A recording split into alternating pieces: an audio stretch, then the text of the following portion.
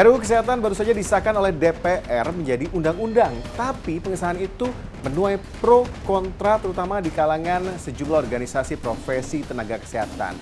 Dan kemudian apa ya untungnya bagi masyarakat? Selanjutnya, kami akan menanyakan sekali lagi kepada seluruh anggota Dewan, apakah rancangan undang-undang tentang kesehatan dapat disetujui untuk disahkan menjadi undang-undang? Setuju. Rapat paripurna DPR RI mengesahkan RUU Kesehatan Selasa siang. Meski fraksi Partai Nasdem menyatakan setuju dengan catatan dan hanya fraksi Partai Demokrat serta PKS yang menolak pengesahan, mayoritas fraksi di DPR RI menyatakan setuju RUU Kesehatan menjadi undang-undang. Oke, Menteri Kesehatan Budi Gunadisadikin menekankan bahwa RUU Kesehatan ini sebagai upaya transformasi kesehatan di tanah air, apalagi semenjak pandemi COVID-19 melanda Indonesia bahkan dunia global. Yang pertama, dari fokus mengobati menjadi mencegah. Pemerintah sepakat dengan DPR, pentingnya layanan primer dikedepankan. Untuk layanan promotif dan preventif dilakukan berdasarkan siklus hidup. Untuk mendekatkan layanan kesehatan ke masyarakat, pemerintah menekankan pentingnya standarisasi jaringan layanan primer dan laboratorium kesehatan masyarakat di seluruh pelosok Indonesia. Tapi pengesahan RUU Kesehatan ini bukan tanpa penolakan selain dari dua fraksi yang ada di DPR RI. Sejumlah organisasi profesi menggelar unjuk rasa di depan gedung DPR RI. Masa yang merupakan para nakes ini menolak pengesahan RUU Kesehatan. Ada sejumlah hal yang menjadi alasan mengapa para nakes menolak pengesahan dari RUU Kesehatan. Mulai dari pembahasan yang tidak partisipatif dan juga transparan, lalu dianggap tidak urgent, diizinkannya impor dokter asing, kemudian organisasi profesi tak berkepastian hukum, hingga ada juga karena penganggaran wajib yang dihapuskan atau mandatory spending dari negara untuk sektor kesehatan. Ini yang menjadi sorotan dari Ikatan Dokter Indonesia. Bahwa mandatory spending ini itu bukan sekedar sebuah program kerja atau kegiatan yang dilakukan oleh pemerintah, baik itu pusat atau daerah, tapi itu adalah sebuah komitmen negara.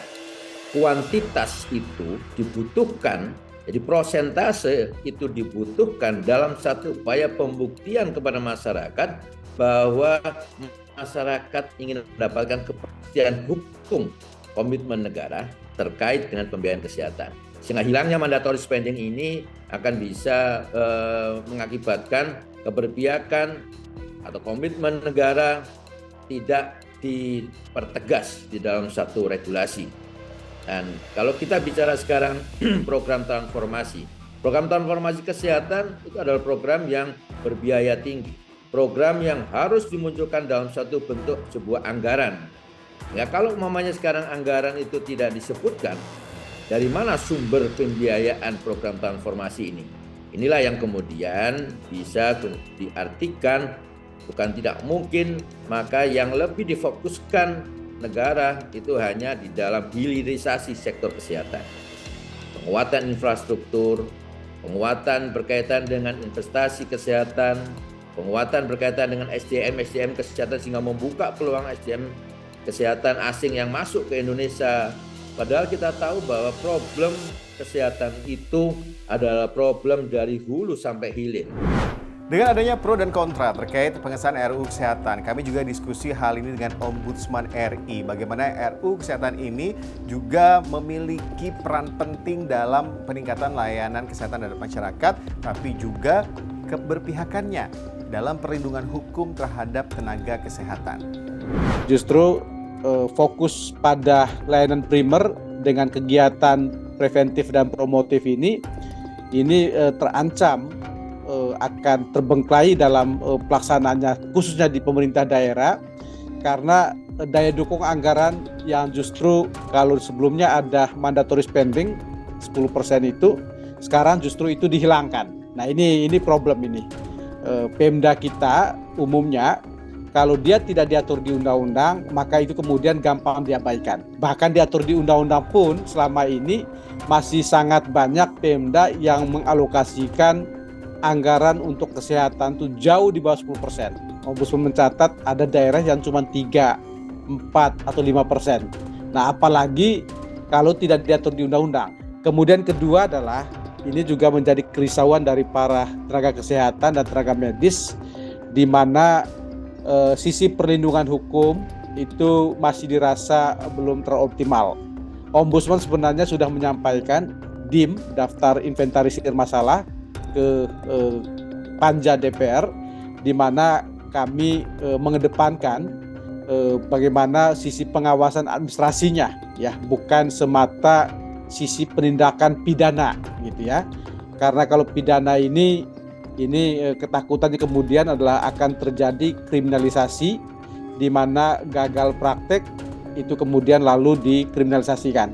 Ketika terjadi resiko medis lalu dikriminalisasi atau lewat jalur pidana. Ombudsman sebenarnya meminta agar penyelesaian pada tingkat pertama itu adalah pada sisi administrasi, artinya rejim hukum administrasi itu yang menjadi dasar bagi penyelesaian perselisihan dan memberikan perlindungan bagi semua pihak, baik bagi pasien, baik bagi keluarga pasien, maupun juga bagi tenaga medis dan tenaga kesehatan maupun institusi rumah sakit sendiri. Lalu bagaimana respon dari pemerintah terkait catatan yang disampaikan oleh Ombudsman RI? Kemudian keberatan yang disampaikan oleh sejumlah organisasi profesi tenaga kesehatan. Dan jadi pertanyaan publik, apa untungnya bagi masyarakat dengan adanya RUU Kesehatan ini? Kita sangat berharap undang-undang ini dapat dirasakan untuk memberikan dukungan terhadap transformasi layanan kesehatan. Nah, transformasi layanan apa sih yang sebetulnya diharapkan kita ke depan? Yaitu melakukan suatu perubahan untuk ke arah peningkatan dan perbaikan, satu dalam hal jangkauan atau akses layanan, karena saat ini kan banyak masyarakat yang tidak terjangkau ya akses. Yang kedua adalah mutu layanan, dan ketiga adalah mudah dan murah. Nah, sehingga dengan undang-undang yang sudah disahkan ini sudah terlihat di sana bagaimana tidak ada dong kriminalisasi, tidak ada diskriminasi, dan tidak ada liberalisasi di situ.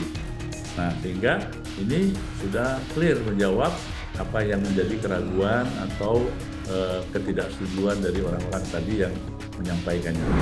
Yang pasti negara bertanggung jawab atas layanan kesehatan terhadap warganya. Transformasi kesehatan jadi penting jika benar-benar dirasakan langsung oleh masyarakatnya. Gimana?